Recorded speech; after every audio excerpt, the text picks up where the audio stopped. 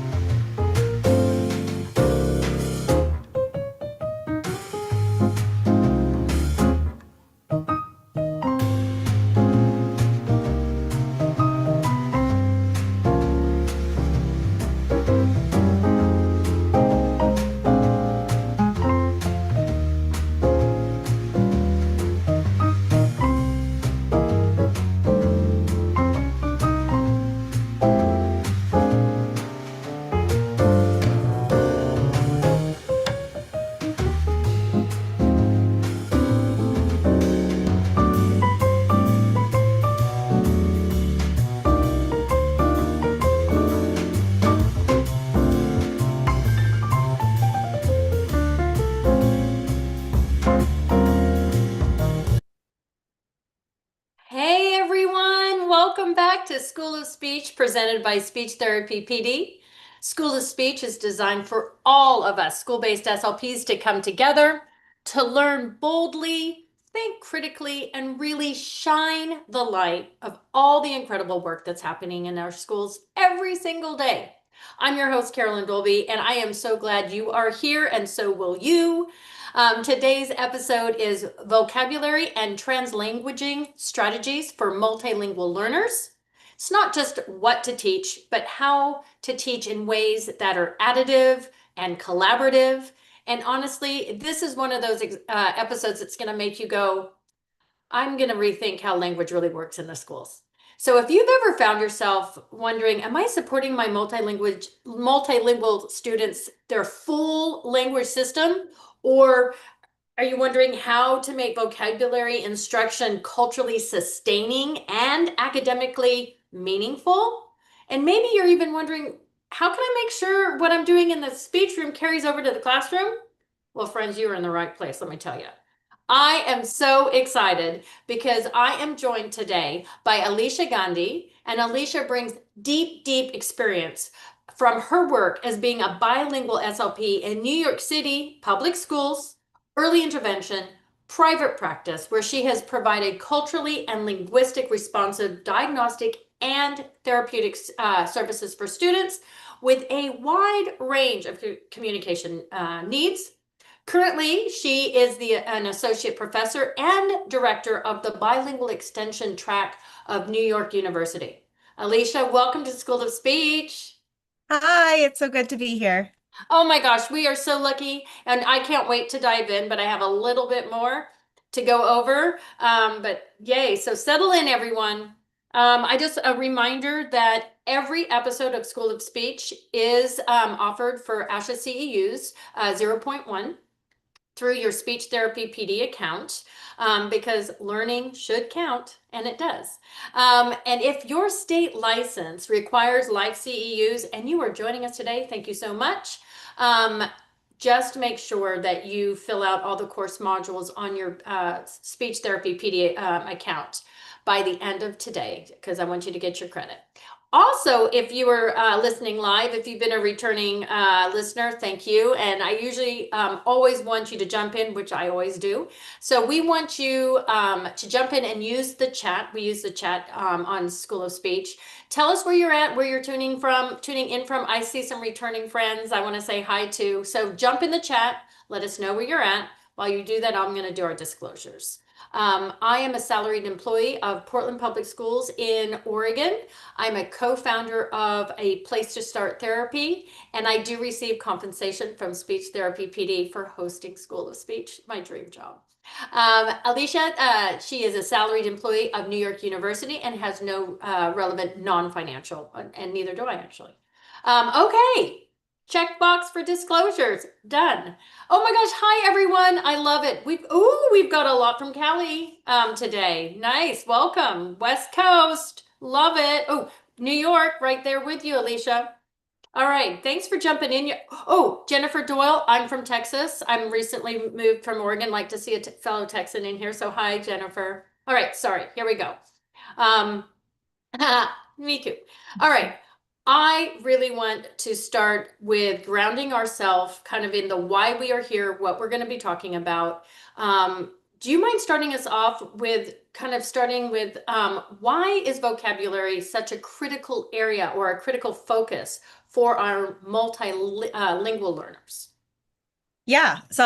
Hi everyone. It's so Yeah, nice to be here with you, and I'm looking in the chat and I folks from all know. over the country. So this is really wonderful. I am joining you from New York. Yeah. So vocabulary. We all know vocabulary is important.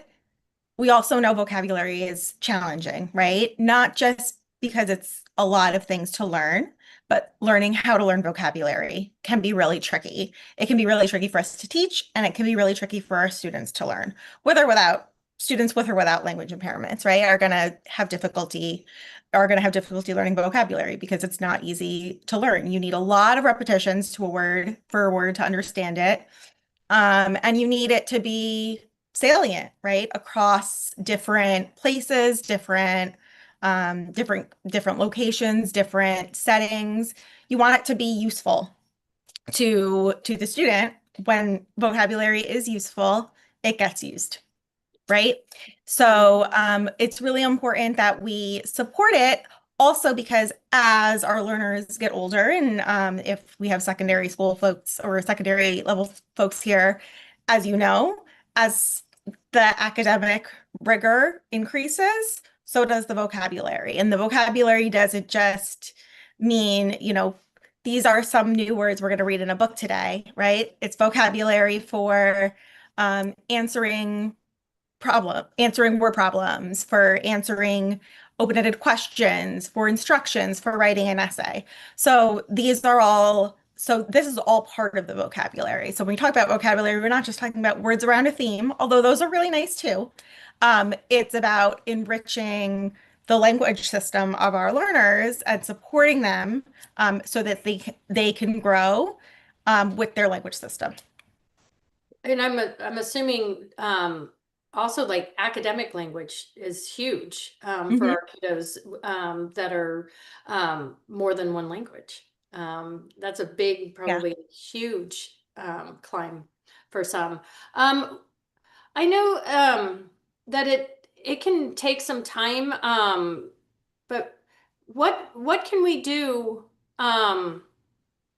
to well, I'm flipping over my questions because one, I wanted to know, are there any misconceptions about vocabulary development? And then I was going to go into something else. So maybe I'll start with that question, actually. Do we have any misconceptions on how vocabulary develops in our multilingual students?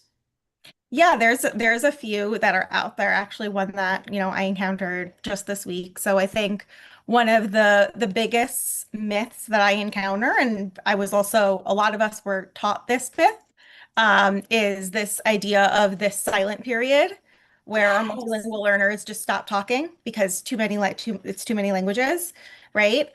And that's not any more likely to happen for a multilingual learner than it is for a monolingual learner. Kids are going to be kids. They're going to do what they're going to do for many different reasons and for developing in many different ways. I have a 4.5-year-old. She does things I expect and things that I absolutely do not. Um, so some kids are going to maybe be a little bit more introverted when they first go to school, whether or not the language that's being communicated in is confident for them. But our multilingual learners, they have the same capacity to communicate and use language as all of our learners do, right? They just have more of them. They've got a little bit more. But they can still communicate. They can still communicate just as effectively. When we talk about things like, oh, they're delayed because they're learning a new language, they're not delayed, right? They're learning a new language. And every kid develops at their own rate. There's really not that much of a difference between multilingual learners, taking a step back, or some that might need more time to develop language skills, and monolingual learners. We just don't talk about it in monolingual learners. We talk about, oh, they're growing at their own pace, wait and see, or they do have a language impairment. Whereas with multilingual learners, we look at it from a deficit, like, oh, this multilingual learning is impacting their development, when really they're just developing. So I think that is one of the big misconceptions. And the other misconception I come across often is kind of this idea that multilingual learners, you kind of mentioned academic language, which is super important. And that's important for all of our learners. There's this myth that students who are bilingual, who are learning a new language, and in our case, that's typically English for the first time, that they'll be efficient social communicators in like a couple of years, but it takes a long time for them to be competent in academic language. And that's just not true. Again, that's kind of that deficit mindset of that social language. First of all, who says that social language isn't academic, right? And it's really just it's more words to learn. They're learning it. I don't know any kid that knows all of the academic language when they first start school, right? They just might hear it more all through time. So yeah, a multilingual learner who's being exposed with the language for the first time, these more difficult, more challenging vocabulary words to learn are going to be more difficult and more challenging because that's how vocabulary works. That's not, the fault of their language. And, what we're going to talk about today is really that we can take their language where it is, and that is academic. That does have meaning. It does have power. It does have value. It does have academic value. So we don't need to think about it as they're developing social language and academic language. They are developing language like all of our learners, and they are learning how to use it in a variety of ways. I love this. Language is language. Is Yep. what you're saying is what I'm hearing because I specialize in feeding and food is food is food. So that concept hits well with me. Language is language is language, which kind of brings me now to let's talk about what you mean by translanguaging. If we want to look at what is translanguaging and code switching, yeah, let's go there. I need some Yeah, help. absolutely. So translanguaging, I think recently has, I'm sure a lot of you in this room have heard it. It's kind of one of those buzzwords that's being thrown around, which it's important, right? Like any sort of vocabulary, like we're going to talk about. The word being used and being useful is important. It helps us all learn what it is. But of course, we want to make sure we're using it correctly and appropriately.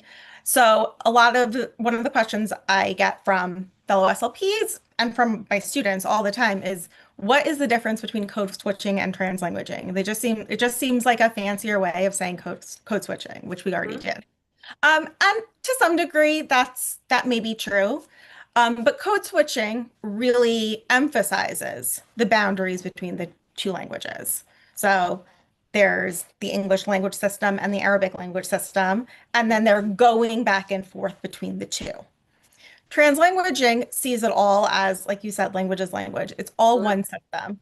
And we are asking our speakers to use that whole system, that whole spectrum of language that they have as a whole. And we're allowing it and valuing it in all places without even really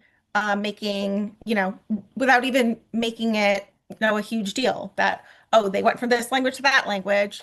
They're communicating. They're communicating in their language.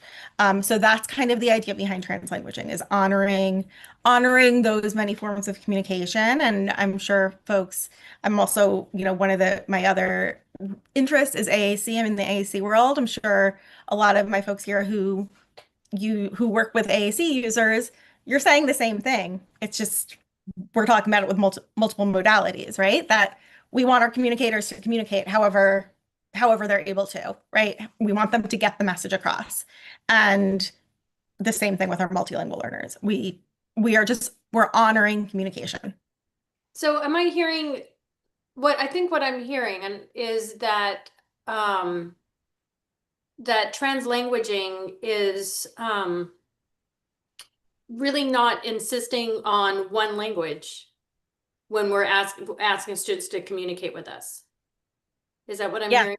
Okay. Yeah. It I kind of dumbed acknowledges it that. down maybe a little Yeah. bit. No, I mean, Oh. I think that's, that's what it is. I think it's actually, it's funny because it's a fancy word, but I feel like it is common sense almost to some degree. Like in terms of making it simple, like it should be a simple concept. We're letting communicators communicate. And I like the way that you connected AAC to this, that multi-modality, being able to use all communication forms and using any of your language and honoring. I love that when you say honoring that because then they're not wrong ever. That's Yeah. really student. It's really looking at okay, wow. I think I just got a good transition for us because that's looking at the student's full linguistic repertoire Mm-hmm. and rather than and using it as an asset rather than as a barrier. So if we are going to start looking at their full linguistic repertoire as an asset and additive, how is that going to change how we approach maybe instruction entirely? That's a big. I think I just asked a big question. Yeah. So, oh, go ahead. Oh, I was gonna say, I mean, I can make it a smaller question, or you could just choose what you want to start with on that one. Maybe I'll start and then you Yeah. can give me the follow-up. So there is kind of an additional kind of layer to translanguaging that Mhm. is that scholars are researching called pedagogical translanguaging, which is really just pedagogy is teaching, so it's teaching using translanguaging, right? It's the process of teaching. So it's a little bit different than what we talk about with spontaneous translanguaging because it is the pedagogical translanguaging is how we plan lessons to Mm. incorporate translanguaging and how to value translanguaging within those spaces. So we're really activating our multilingual learners' knowledge that they already have, and then scaffolding new language on top of it, which is, again, what we were doing anyway, right? We're just doing it with a full linguistic repertoire in mind. And the idea there is that it's learner-centered. We're looking at the student, we're looking at what they're already doing across languages, across communication systems, and we are taking that and then saying, okay, this is the word they need. This is the language they need that they don't have. Here's how we build from what they do. Um, and it's the same. A lot of these strategies are the things we're already doing. And I think that's, one thing I want to drive home is I know how hard everyone is working and doing, and I don't want to give you extra work to do. And this shouldn't be extra work. Um, I know that working in a school as an SLP is exhausting. You already have enough to worry about. So the goal here is that these are things that really you're already doing. You're just being more intentional about them. And you're doing them in a way that honors multilingual learners in a way that isn't traditional in a Eurocentric, English-centric education system. So what I'm hearing is no, yeah, you're not asking us to do something new, but we are all wanting to do what is right, right? Yeah. And I think maybe just sometimes we have to do a mind shift a little bit, but it's not really doing it different. It's not really doing something more. It's just doing something maybe a little differently. Like maybe it's framing it on how do we choose words to how do we choose the vocab that we need to teach? Yeah. What's We want to be intentional. I think, in terms of system, there's obviously language, incidental vocabulary learning that's going to happen all the time. But when we are thinking about it in a school and we're thinking, okay, this is a student who is struggling, they're on our caseload, they're struggling with learning vocabulary. They are multilingual, right? They struggle learning vocabulary and they're multilingual. Two things are true.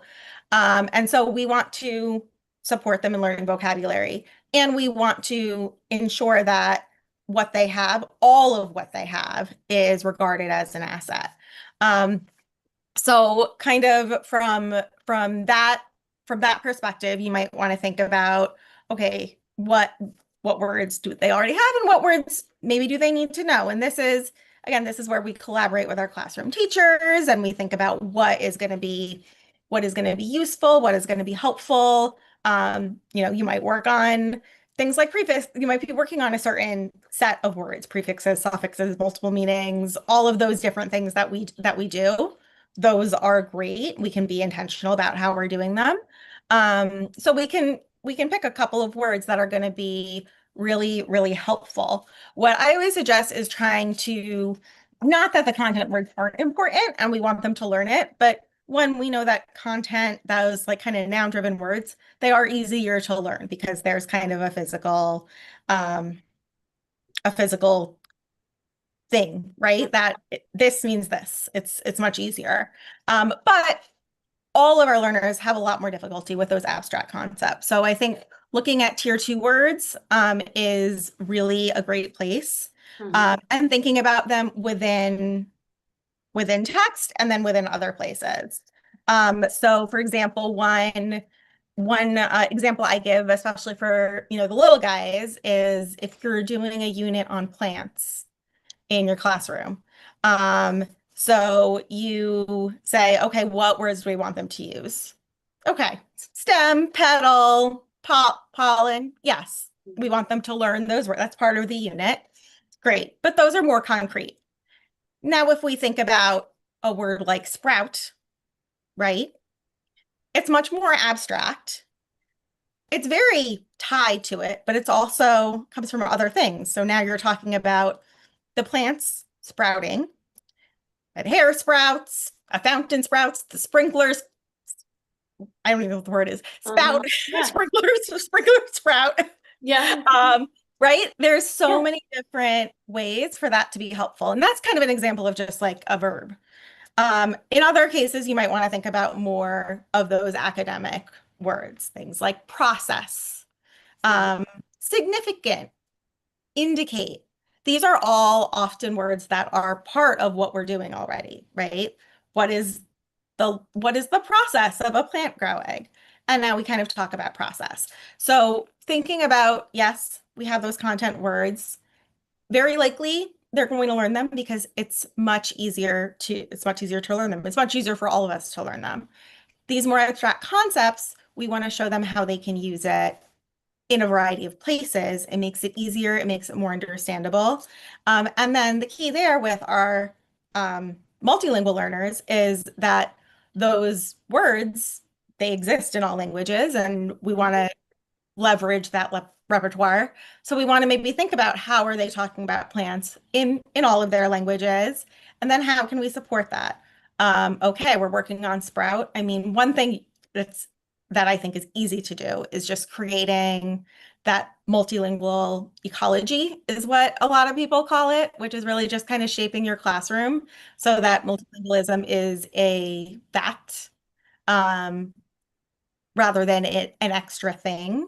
So your vocabulary words are in different languages, or there's pictures from different flowers from different places. Um, or, I think it doesn't have to necessarily be just the word, right? It can be really learner centered. So maybe you have the word sprout or garden, and then maybe you don't have it in every single language in your classroom. That's kind of difficult to do. Maybe you have it in one or two, maybe you don't. But maybe you have pictures of the kids with Hmm. plants in their garden, right? With their parents, with their family members. So translanguaging doesn't even necessarily have to be about specifically the words. Mhm. It's about creating an atmosphere of communicative success that is built on the strengths and the community that is already embedded in our learners' lives. Yeah, I think, being a monolingual SLP, um, I think we're all those I'm speaking, others would really like to know how we can make sure that we are honoring because I don't speak another language. But definitely love to learn from the littles and from when they are using a word, and honoring that and having them tell us what that is. That just kind of builds that foundation that they're teaching us something is kind of what Yeah, I'm into. I love. yeah. I mean, Do you they have don't your kids love telling you when you're wrong? Like they absolutely, absolutely. And I also love the fact that you're asking about, you're really saying, and if we are pulling the student, they are getting, we do want to be doing those, like you said, tier two words. And we actually got a question. I don't want to let me, you know what? I'm going to stop. I'm going to ask the question.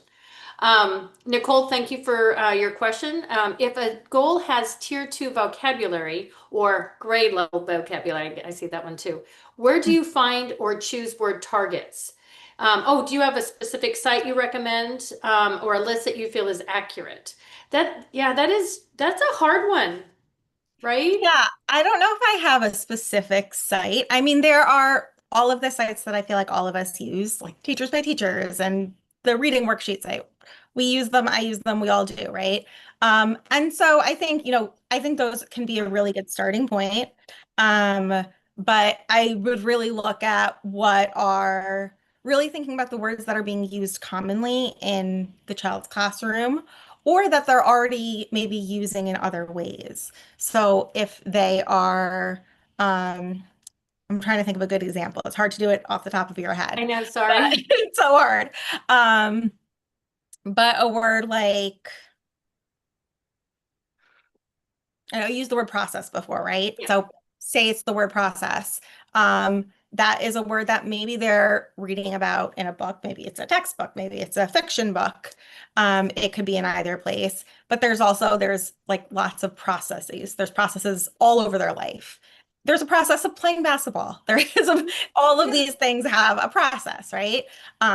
In Spanish, that we proceso, but a lot of people talk about cognates as a really good leverage, and I do think they can be helpful when it's a language that does have cognates with English.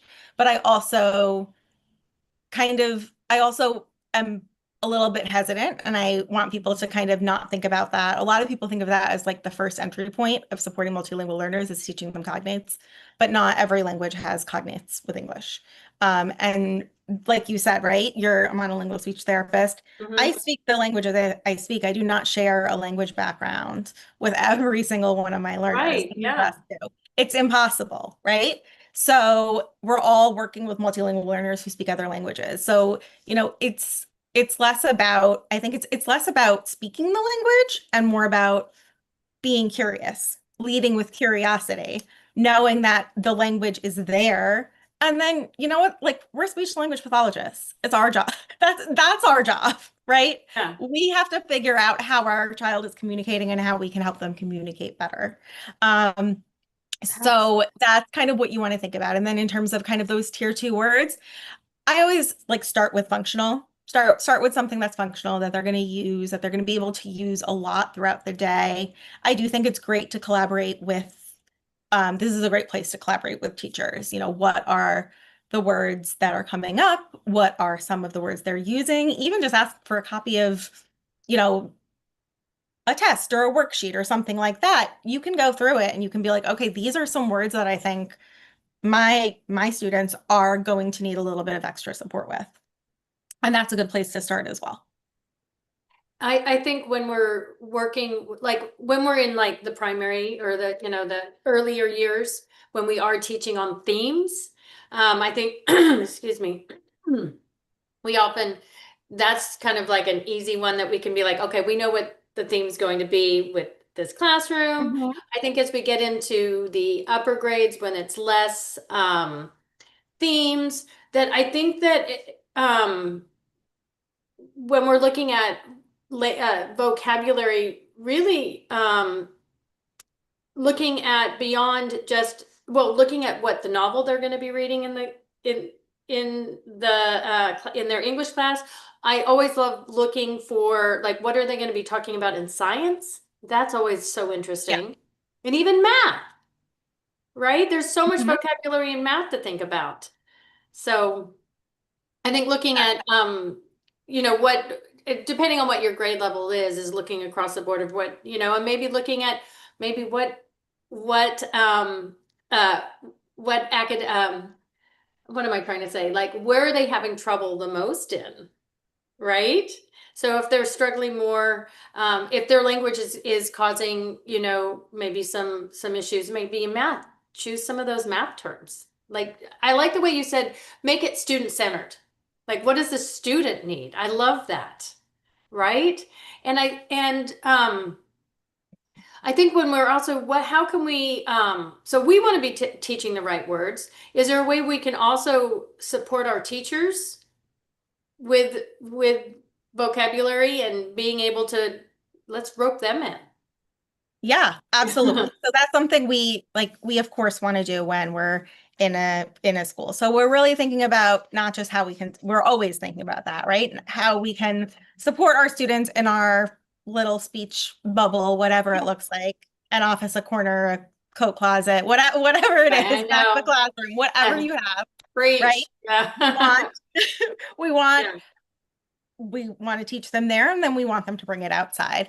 And I think vocabulary it's something that teachers are very familiar with as well, which I think is nice. It's not one of those language concepts where we need to explain a lot. Like they know what vocabulary is as well. So it's really kind of looking at, I think, when you can develop word lists together, that's always great. Look at things together. And a lot of this is, it's stuff that you only have to do like once. And then once you've done it, like you have your word list, right? You can use it next year as well. And the other thing that I would do is really, again, like you said, like make it student centered. Take some time either in the classroom with your learners or talking to your teachers. Where are the students struggling? What are things you're seeing them have challenges with? Or, and yeah, I'm going to also like flip this a little bit. Like there's things they're going to have challenges with, right? They're having trouble with math. We can use math vocabulary. Absolutely. Also, we want to frame it from strengths based, right? So I'm if they're sorry, having trouble in I missed math, what you just said. I Sorry. said we want it to be strengths based as well. So they're Yes. struggling with math. Maybe some of those math words, we can think about how we can implement them in science because they love science. Yes. Um, or we start with the science, right? We start with listening to how they're talking about science and then help them translate that into the vocabulary I love that's that. new. So, and I don't think there's no one size fits all. It's kind of whatever is going to work for you and your learners.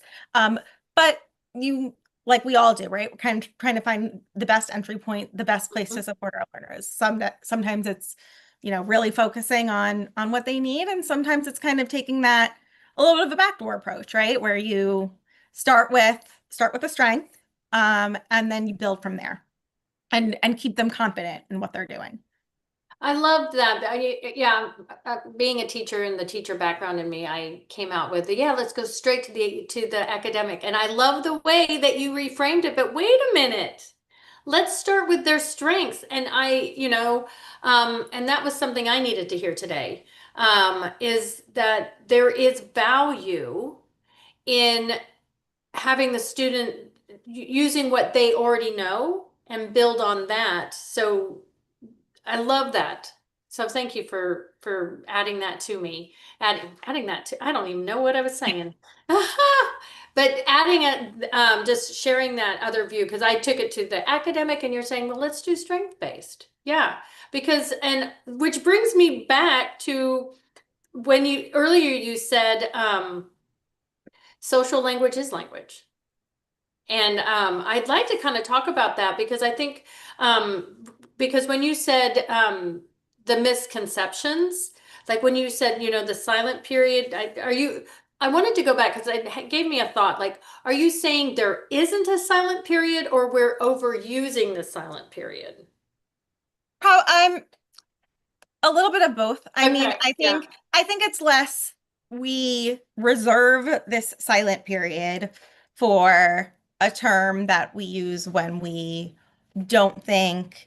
I think it's used a lot to for better or for worse, right? To deny services often more than the other way Oh, around, okay. Okay. as they're not speaking because they're learning multiple languages. So I think from that kind of perspective, right, we want to look at it as, language multilingualism does not cause language delays. We know it doesn't. There's tons and tons of research that tells us that. Yeah. That includes a silent period. So I think there's that. I think there's also the idea that because we reserve it as a bad thing Okay. that's happening to a child who speaks multiple languages, whereas any child might, in a situation where they're feeling overwhelmed and learning new things, they might step back a little bit. They might get more introverted. They might not say as much in a Sure. situation. And I would probably say that our monolingual learners or English speakers in the US who are coming into the classroom speaking the language of the classroom are probably experiencing silent periods as well. We're not paying attention to them, or we're not talking about them. We're saying they're They're learning at their just own shy. pace. They're They're just just shy. They're they're learning at just their shy. own pace. Maybe they do have a language impairment, right? Mhm. We frame it in a different way, that this is just like part of their growth and development, as opposed to like multilingualism just put a pause on Mhm. language. And that's not what's happening. Okay, so I thank you for clearing that up. So I just to restate it is that we should not be saying we should not be going forward with an eval or going forward with supports by saying, oh, they're just having a silent period. Because it could be more than that, and we would be doing them a disservice if under identifying. Of course, we don't want to over identify. I mean, it's Right. such a balance, right? Which brings me back to then, so thank you for the silent period, which brings me back to when I was thinking about the social language is, you know, how are kids communicating? Because kids don't always need language to communicate, to play, Yeah. right? Kids are notorious for not using language, for just playing, which I mean, I think for that in itself, that's like one thing to kind of look at and think about. Like, how are they so Yeah. um one of a lot of people use, or not a lot of people, but it's becoming more common, and one of my mentors, who I believe was has spoken with you, Dr. Maria Rosa Brea, in the Yeah, past. she's a bestie. Yeah, so she uses language as a verb, I love that languaging, and languaging. other people do that as well. And so I also want you to think about the fact that play, maybe it's not oral language, maybe it's not written language, they're still languaging, right? There's Mhm. still language that is embedded in their communication and their interactions with each other. And that actually is where, to go back to pedagogical translanguaging, you can kind of start. So there is this idea, and I would definitely recommend looking it up. There's like a really nice article that kind of sets it out. Mhm. Um, the translanguaging pedagogies continuum. So this idea of how we are implementing translanguaging, right? We're doing it in different ways. And the start is listening.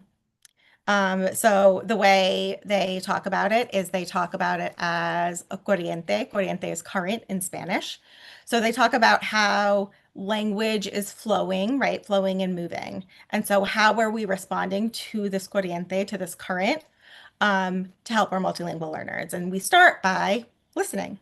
We start by seeing what cultural linguistic knowledge they're bringing to their play, to their stories, to their conversations with their peers, where we know that they're already doing it. Whether or not we're having them do it, they're doing it. They're supporting each other in learning language. And they don't even need to speak the same quote unquote named language to do that. Yeah. They're finding ways to communicate with that, right? So when students are socialized in really monolingual practices, like we speak English, this is what we're doing, they're going to refrain from their translanguaging Mm. practices.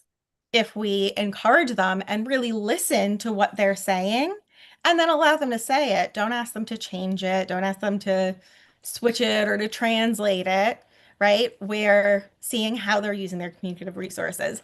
And like I said, these are all things you're already doing. Like if you just think about like the Hannon, observe, wait, listen, right? The EI thing, Mhm. you're already doing it, right? These are all things you're already doing. It's just kind of from a different perspective. And then from there, you can really move into what it's Osapara and Proctor, they call it channeling the corriente. So now we're kind of adding in the current. And so this is kind of where we make sure we're accepting contributions in multiple languages, and that we are using multiple languages to differentiate instruction, to scaffold, to reinforce, to model translanguaging ourselves, in however we do it, right? Um, help develop those connections.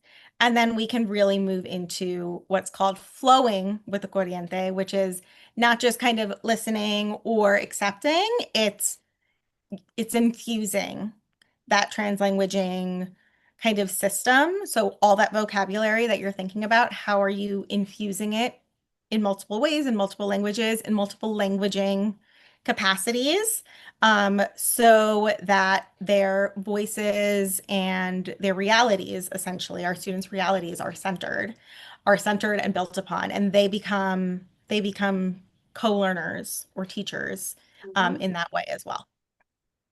I love that. I love the idea of current because it's ever flowing and it's uh it, yeah, I love that. I love when things can paint a word picture for me.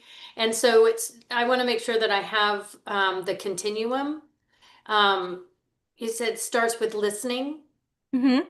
and then was the next one seeing, or was that part of listening? Kind of, it's channeling the corriente. So that's like it's going and you're with it. Okay. So you're just kind of watching it and then like, okay, like I'm here, I'm in it. And then it's okay, how can I help this to even flow more smoothly? Okay. Um, how would we like being if I'm wanting to start, how could I do that? Give me how do let's start like I'm loving the thought of current. Um, by listening, what would we be doing there?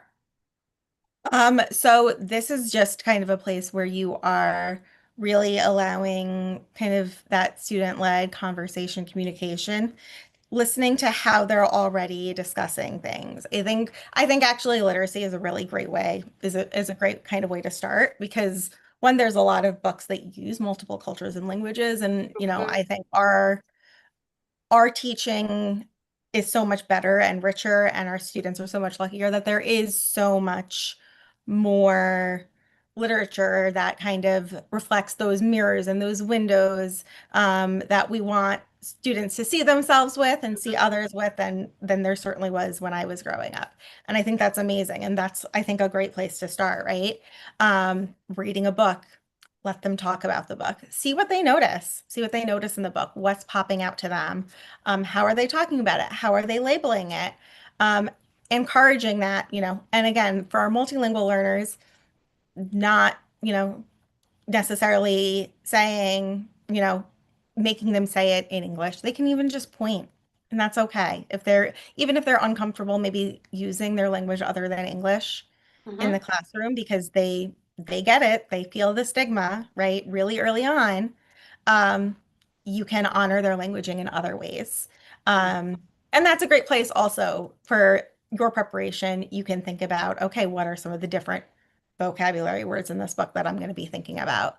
And then maybe what languages are in the classroom that I can support with it, right? You don't have to know it. We have Google Translate in our pockets. Mhm. It's not so that's the other thing, right? We don't need to go very far to learn more. Mhm. It's right there in front of us. A kid says a word and we're not sure what it is, but we know they speak Mandarin at home. Mhm. You can literally put the phone up to have them say the word, then you know what they're saying, and you can be like, "Oh yeah, that's right." So I'm And you having a don't need to little say bit it of an back. aha because you're saying the listening is this continuum is for us. Yeah, it's what we're doing. The continuum is what Hello, we're doing. light bulb just came on. So the continuum is for us. This is okay, not what we're moving them through. So the current is us. So the first step for us in really understanding pedagogical. Let me try. I already said I wasn't going to say that word Yeah, earlier before we even got started, we talked people. about that. I was like, Alisha, I'm not saying that word. Yeah. Um, there's a few words that are hard for me. Translanguaging for us is the first thing that we need to do on the continuum is just to listen and accept all of their communicative um, uh, intents. And KK, don't let me, I'm not going to stop. I mean, don't think I didn't stop and look. The nonverbal, the gestures, KK, thank you. Physical manipulation, especially with games and things. I think that's when that came in. But that is absolutely true. Like, how else are they communicating and honoring that? And then when they're using a word and being comfortable in using any of word that they want to use. And then of course I like the idea of like, let's do that translation and see what word they used. Yeah. And yeah, And thank you. yes, that does kind of interrupt this kind of smooth, big, continuum of a translanguaging, one idiolect that really does move more to the named languages. And I know some people kind of struggle with that, but we also have a system that we're working in and we're living in and that we've all been socialized in. Mhm. And so we can do our best to shift our mindset and we can use the tools that we have to make that possible.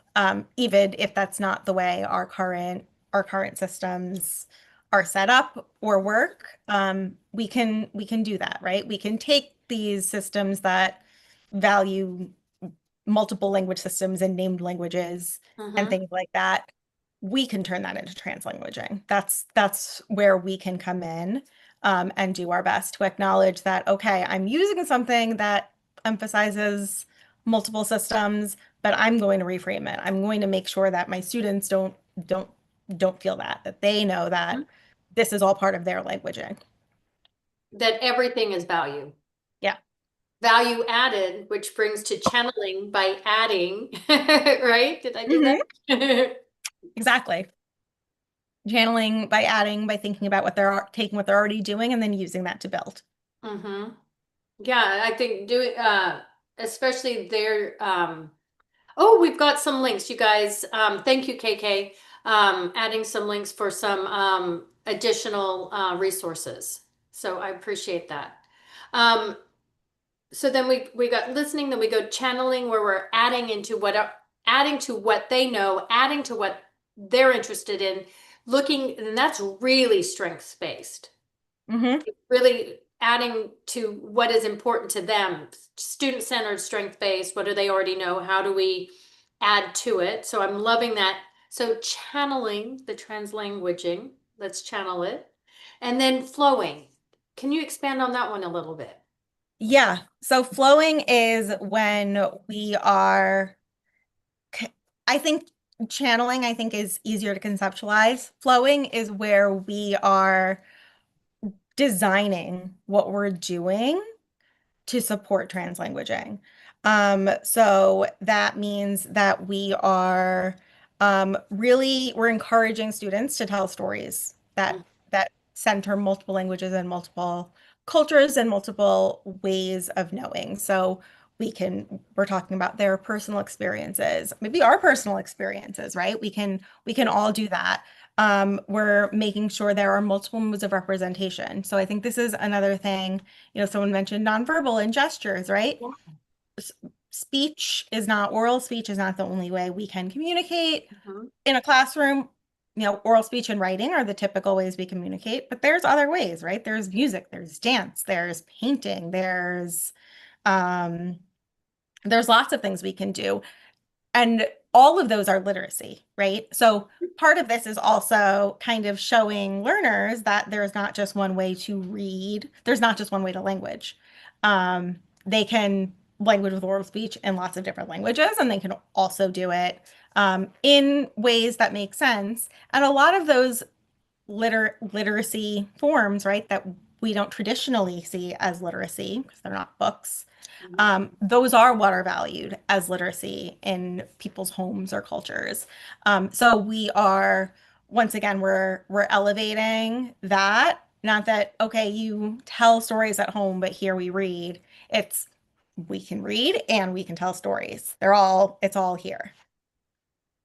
And I want to just talk about the arts a little bit. I know that might not have been what one of the questions, but it just came into me about how art is such part of cultures, and that would be another way to Yeah. um, and honor translanguaging is through art. Yeah, Uh, absolutely. I think having art that represents different cultures, that represents different places, is really important. Having students bring in art, create art, whatever that looks like. I think always music, uh, art and music. music are always, we love using them because they're such great ways of supporting learning and supporting vocabulary development, and then supporting strengths, because there's so many different ways that we can language and so many ways we can honor language. And those also bring artifacts into the room when we're talking about kind of flowing.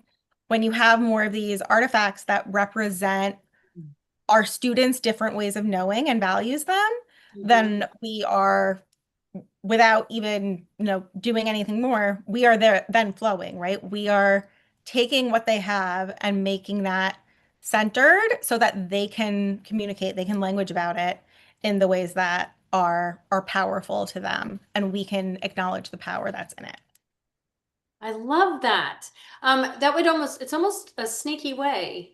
Mm. Um, right? Like if they come in and they see something that's very familiar to them, I mean, how would you not want to start communicating? Yeah. Like, what?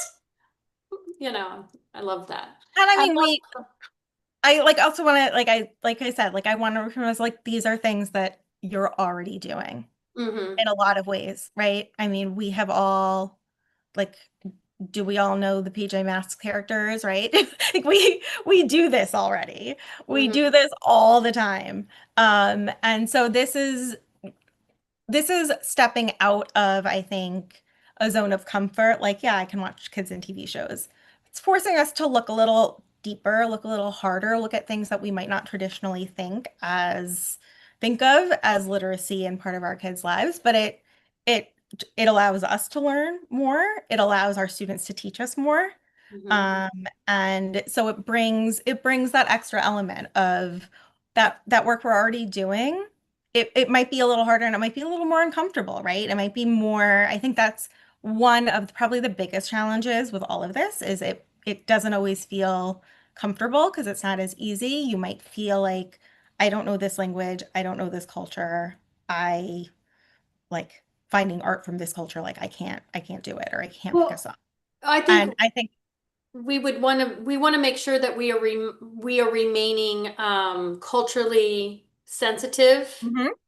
So, I mean, we're talking about being linguistically responsive, absolutely, but also culturally sensitive to make sure that we are truly honoring, Yeah. and valuing. Yeah. Yeah.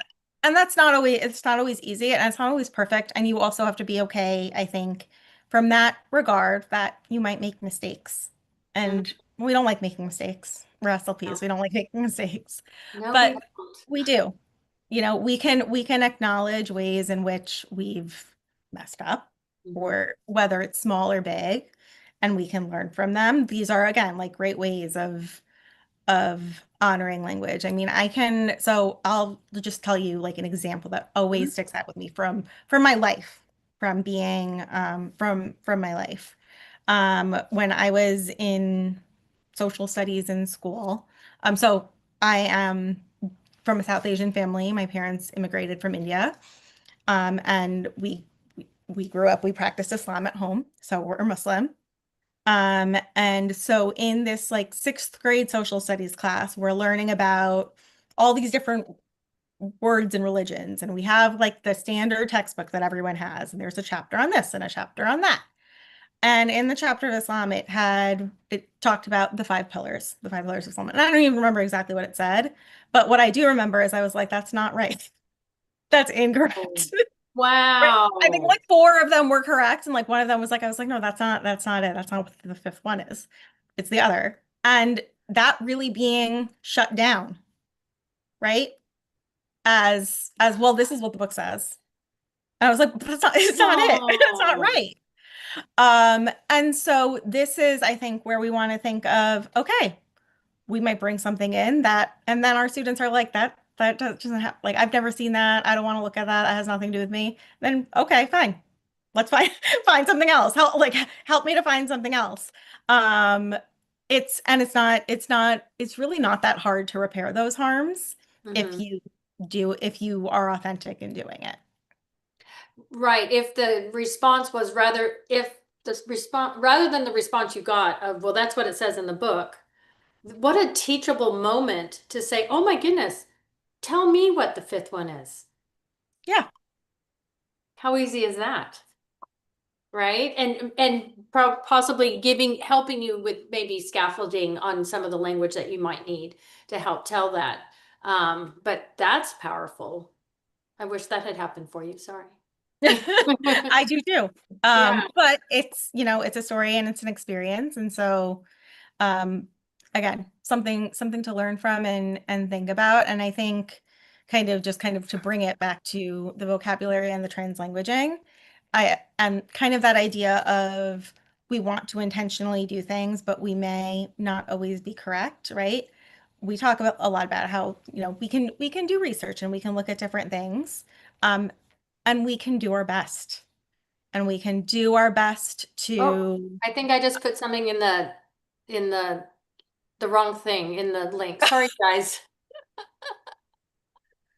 I was trying to do a link from KK and I think I did something wrong. Sorry, guys. And let me do the next one. Alicia, please continue. Um, I don't even know what I was saying. What was I talking about? Oh my gosh, let's Um, see. Yeah, so really, we can do our work and we can do our research and we can, again, leading with curiosity, we can do what we can. And then we can be wrong. We can Mhm. acknowledge being wrong. When we acknowledge, our own language systems and its strengths and limitations, that also helps our students do the same. So we can bring that, we can build that, we can think about words that have meaning or words that don't, and allow our learners to be part of building that process for us within the classroom. I love that lean with curiosity, or is that, I love just Lead with lean. curiosity or lean. That would work too, I think. I know. I don't know where I was like, I want to lean in with some curiosity. That's what I That think that where works too. that's where I went. I was like, I do want to lean in with some Mm. curiosity. And I think that's, yeah. It, and because we want our students to be curious. And so I think it is okay, let's all be curious and learn something new. Anyway, I think I did better now. I think I've got the better link. Here we go. There we go. Sorry, y'all. Sorry. And then I got you off, Alisha, and then I got Fine. off. Okay, let's get back on track. Um, oh, you're welcome, everyone. And thank you, KK, because you're helping. Thank you so much. All right. I know that we're getting towards the end. Again, like I said, Alisha, I'm always so shocked when we get to the end. I'm like, I'm not quite ready. I'm not quite ready. I want to make sure that we did indeed get through everything that you wanted to share with us. Um, I think, Yeah. I mean, I appreciate if there's any additional questions, I'd be happy to yeah. answer them. I Um, yeah, I just want to Absolutely. Thank you for being part of this community of learners with I us. Thank know. you, everyone here, for being in community with us. It's an honor to be able to share this space with you all. I love this, and yeah, I love the group. I love the listeners that come because everyone's willing. We are a hive. We are all sharing together. And let me just do this. But before you go, I'm just thinking leading leading with curiosity. I'm going to lean with curiosity, but we're all going to lead with Lead, curiosity. lean in, whatever it Right. is. And I just want that our listeners to know it's really, we're not asking you to do one more thing, just that shift in mindset on really honoring translanguaging. Yeah. Yeah. Yeah. And so if you were going to okay. So before we go, if we, what is something that we can do that you would want us to think about? Okay, tomorrow, what would you like us to start thinking and doing? Yeah, that's a great question. So tomorrow I would say start with listening. Start with that listening piece. Listen to what your students are talking about. Listen to the ways they're talking about them. If you do have multilingual learners, think about how you can create an environment that affirms them, Mm. without them having to kind of ask for it, right? Yes. Whether that's displaying different languages, displaying different books and cultures, asking them to share. I think, you can do, if you're doing a cooking activity, I mean, like, it's so easy, right? Like, oh, tell me how you make this. Tell me, have them be a part of it. Have families send in recipes. All of these things are part of affirming culture. And the more you do that, kind of from the get-go, it becomes much easier to kind of think about all of these translanguaging things we're talking about. Then you're just doing speech therapy. I love that. All my languages are welcome here. Um, Thank you, I Lauren. think I love that's that. great. That's beautiful, right? Just kind of starting there. And the other thing, and this is the more uncomfortable thing, and I'm certainly guilty of not being able to do it all the time as well. Also trying to, as much as you can, model that maybe for your students and for your colleagues as well, right? Because I think that's the other thing. I always feel like when I'm having these types of discussions, I'm speaking to the people who want to do this, Yes, I and who know. who already kind of know this. And it's kind of the people who aren't here that that really need to kind of make these reframes. And we can't, we're not all going to change the world in a day, but maybe modeling it in any way you can, is it can be really powerful. I, what I see is when we are modeling how we are honoring the language and incorporating their language, and I think that's what's powerful for those that might be, digging in their heels on, you know, I and so I think modeling, but I love that. So we are going to tomorrow, Lauren, we're gonna do what you're doing. I think Lauren's suggestion of making a sign on her Right. wall that says all all my languages are welcome here, or all languages are welcome here, right there. Like just seeing that. It talk about a sense of community and a sense of belonging. That's beautiful. And KK saying thank you for the specific activities. Yeah, absolutely. And the rationale behind it. That's what's really helps us. And Alisha, thank you. Really, thank you for sharing your knowledge and your expertise today. It just, it just teaching vocabulary isn't just about words. I think we learned that today. It's really about honoring whole language systems. I think that's my walk away today is really, well, first I'm going to listen, lean, and lead with curiosity. Sorry, I'm never going to laugh at myself. Um, but I think everybody here, I think they're leaving with some wonderful knowledge, and thank you. Thanks everyone for being here. Thanks everyone for everything that you do every single day. I know this is hard. Our jobs are so hard, but I think this really, we deserve having these really thoughtful conversations like we had today. And so I really thank you, Alisha, for coming and sharing this time with us. I thank everybody that was here and open. Yeah, and thank you for sharing your personal experiences. I think that's really powerful. We see the tie-in for you, and we can bring some tie-ins for ourselves. So everyone, I want to thank you. If you love this episode as much as I did, I love all our episodes. Subscribe, leave a review, share with your fellow SLPs that this is a wonderful podcast that we really share everything. We have great, sometimes nerdy conversations, and some really powerful like this one. I feel like this is a really personal, and I feel honored that you were here to share that with us. So I want to just don't forget, y'all, that if you're listening live, we had a lot of people on today. I want to make sure that you get your credit for learning. So jump on to your SpeechTherapyPD account and fill out those modules. But until next time, you guys, well, I hope to see you next time for sure. Let's keep asking better questions, and let's also be listening more, and channeling and flowing, right? All right, guys. Bye. Thanks. Bye, guys.